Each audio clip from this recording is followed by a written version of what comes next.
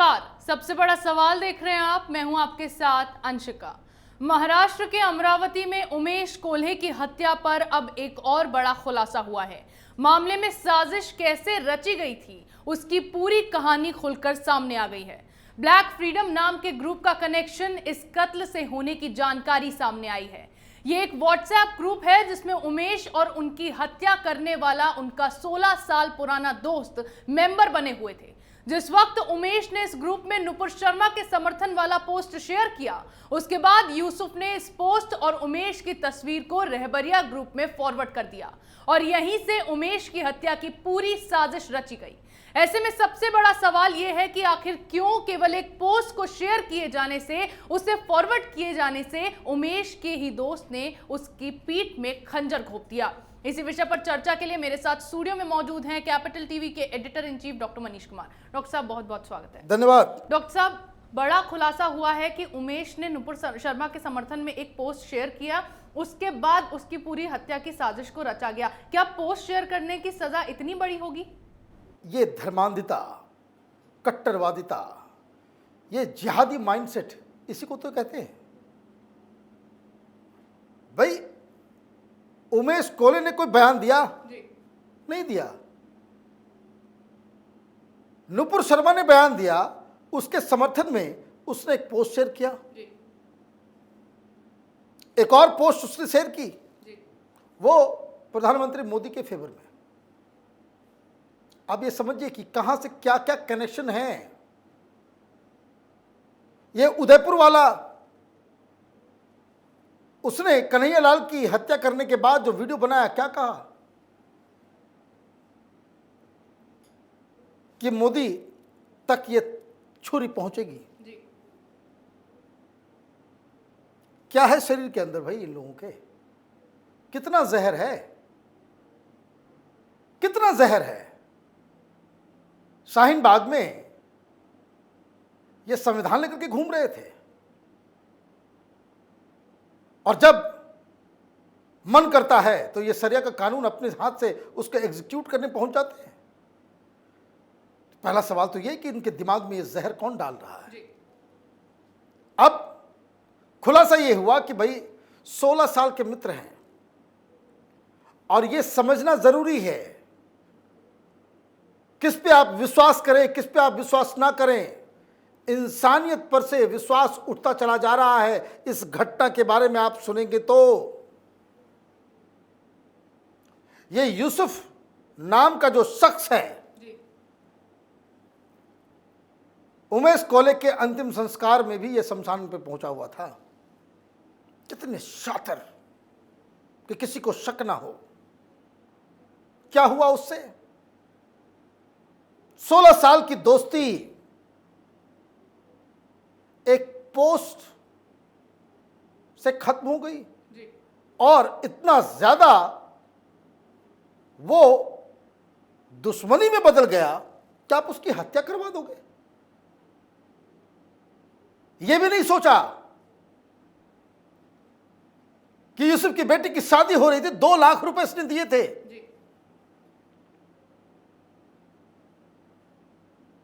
शादी में 1 लाख रुपया दिया था, अभी 2 लाख रुपए कर्ज और किसी काम के लिए दिया हुआ था। और एक ग्रुप में अगर आप हैं तो मतलब दोस्त हैं। कोई ऐसे तो व्हाट्सएप ग्रुप बनता नहीं, वो भी तो कोई बड़ा तो छोटा जगह। और आपने क्या किया? आपको यह मालूम है कि कहां फॉरवर्ड करना है। मुख्य बात समझिए ये है, ये सिर्फ ये नहीं कि भाई रबेरिया ग्रुप में उसने शेयर दे दी, शेयर कर दिया, इरफान शेख को बता दिया। This man knew where to forward this. जी डॉक्टर साहब, 14 जून को नुपुर शर्मा के समर्थन वाला पोस्ट इस ब्लैक फ्रीडम नाम के ग्रुप में डाला गया। फिर 20 जून को प्रधानमंत्री के समर्थन वाला पोस्ट फिर से ब्लैक फ्रीडम नाम के इस ग्रुप में डाला गया, जिसे आगे फॉरवर्ड किया गया और हत्या की पूरी साजिश की गई। तो अब यह खुलासा हुआ है कि 20 जून को ही उमेश की हत्या की जानी थी, लेकिन 21 जून को हुई। तो ऐसा क्या हुआ कि एक दिन डिले किया? मैं बता रहा हूं, उसकी भी डिटेल में देता हूं कि भाई क्यों इन लोगों ने तय कर लिया भाई करना है। अब इसको कोरिलेट कीजिए आप। हत्या 21 तारीख को हुई, 20 तारीख को ही इसे अंजाम देना था, लेकिन 20 को नहीं कर पाए। लेकिन उसके पहले और भी क्या हो रहा अमरावती में, यही रबेरिया ग्रुप, इरफान शेख के लोग अलग अलग लोगों को अलग अलग जगह पे उसे थ्रेटनिंग कॉल कर रहे थे। मतलब कॉमन सेंस अगर लगाएं तो वहां इस कम्युनिटी में यह बात फैलाई जा चुकी थी कि कहां कहां व्हाट्सएप ग्रुप में कौन नुपुर शर्मा के फेवर में बयान देता है, उसके बारे में हमें इत्तला करो। आइदर दिस यूसुफ उस इरफान शेख के गैंग का मेंबर होगा या फिर ये गैंग क्या कर रहा है इसकी जानकारी होगी, तभी तो इसने वहां फॉरवर्ड किया, बताया। और इस तरह के केसेस और भी निकल रहे हैं, जिनको फोन करके धमकी दी जा रही है कि इसको वापस करो, वीडियो बनाओ, नहीं तो हम पहुंच रहे हैं तुम्हारे दुकान।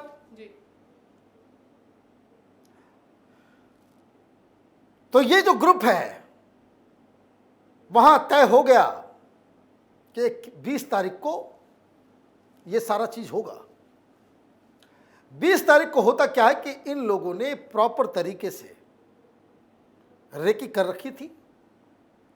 ये 10 सवा 10 के आसपास दुकान बंद करते थे और जिस जगह हत्या हुई वो 10:30 बजे निकलते थे। 20 तारीख को इन्होंने दुकान बंद कर दी 9:30 बजे ही, और वो पहले ही गुजर गए, तो वो उस दिन ये काम नहीं हो पाया। लेकिन दूसरे दिन ये लोग पहले से इंतज़ार कर रहे थे।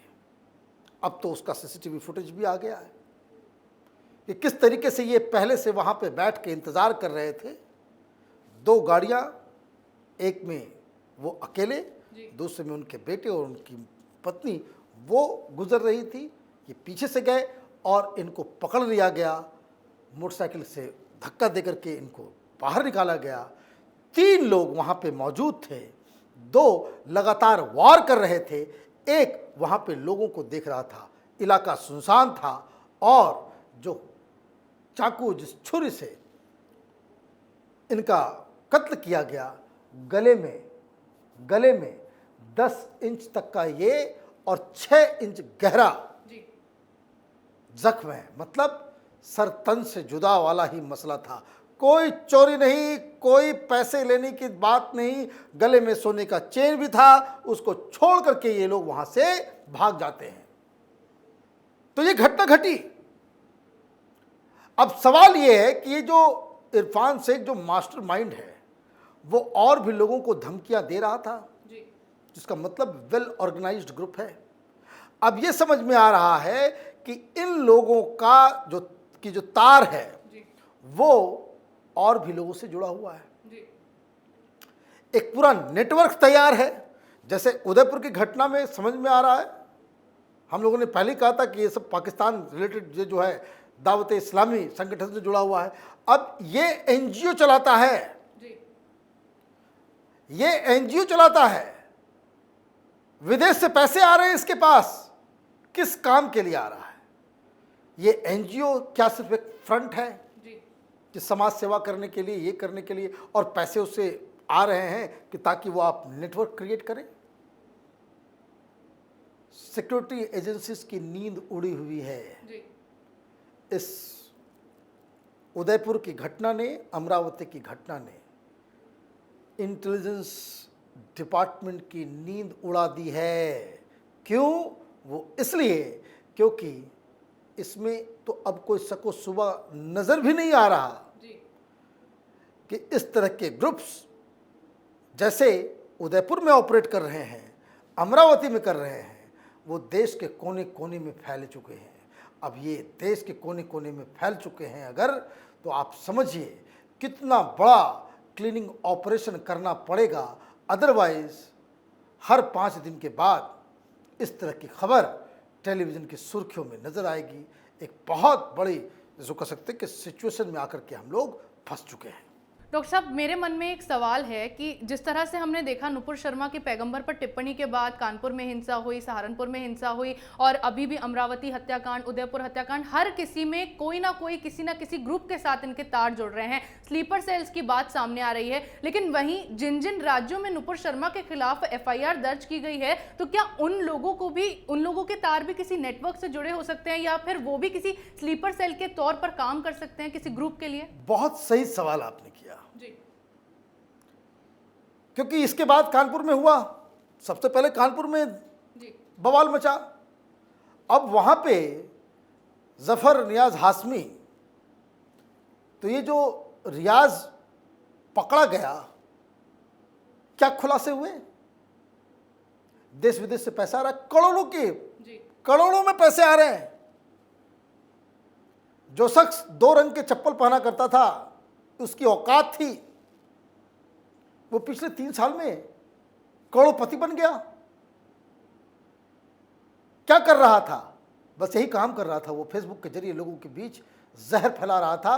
150 व्हाट्सएप ग्रुप उसने बनाए हुए थे जी, और फौरन उसके जरिए जो है सारा कुछ करता था। वो प्रयागराज में जहां बुलडोजर चला, वहां बवाल मचा। कहां से उसके तार? वही NGO, वही पॉलिटिकल पार्टी और सारा कुछ, विदेश से पैसा। बुलडोजर घर में चलता है, अंदर से पाकिस्तान के पेपर्स निकलते हैं और सब रेडिकलाइज लोग हैं। ये लोग,